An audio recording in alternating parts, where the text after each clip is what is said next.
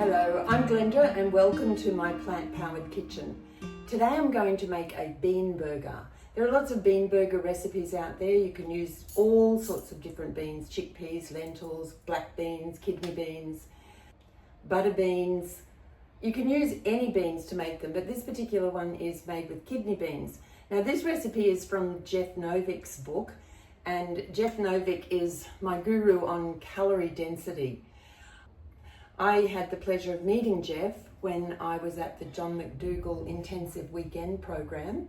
It was a 4-day program actually, and then I went on to True North and did water-only fasting for 10 days, which was quite an experience.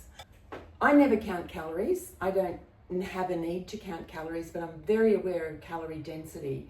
So as long as you know which foods are high in calories and how that has an impact on your body when you eat them, you don't need to count them because you know which ones are low in calories and you can eat heaps of those.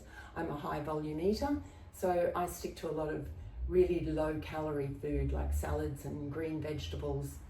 So here we go. It's a very simple recipe. There's very few ingredients in it and you can modify the flavour to suit what you want. So we start off with a can of kidney beans, and I have rinsed and drained them, so I'll put them in there. Oops. And then we've got half a cup of, before I start, we have to mash them. And we just mash them with a fork. We don't want them to go into the food processor or the blender because we want a bit of texture in the beans. So we just roughly mash them up. There we are.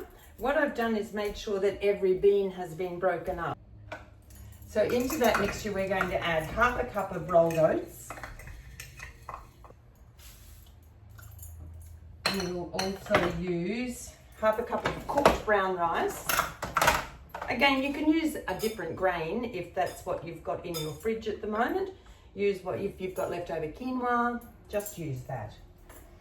And 2 tablespoons of salsa. So I've just got a commercial salsa here. You can make your own.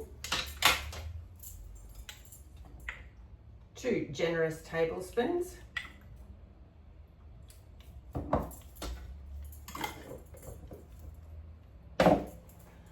The first time I made this recipe, I didn't read it correctly and I thought it said a tin of tomatoes, so I had a very sloppy mixture.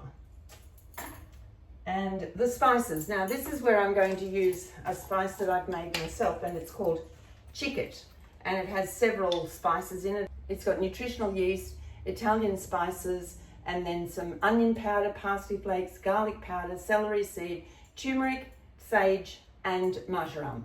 So I keep this in the cupboard all the time, and I use it in wherever it calls for stock. I'll use some of this chicket seasoning. The original recipe has salt in it, but because I'm salt free, I don't put the salt in it. And sometimes I use that if I do steamed veggies. I just sprinkle some over the top and toss it through. It's delicious. So we're going to mix that through.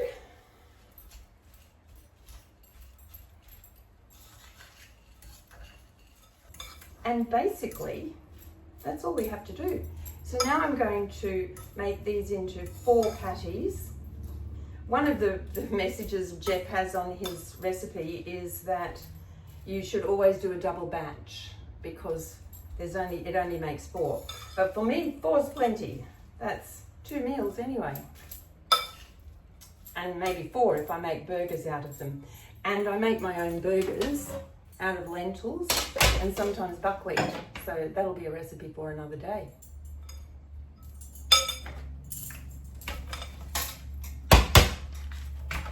So I just make this mixture into 4 equal. You can make smaller burgers if you want. You can even make them into little patties so that you can serve them as finger food.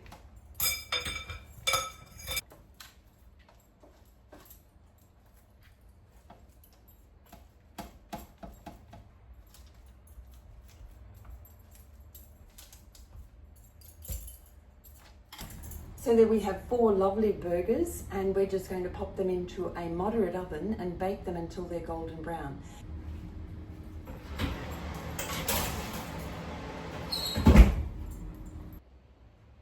So here we have our lovely plant-based burgers. plate them up.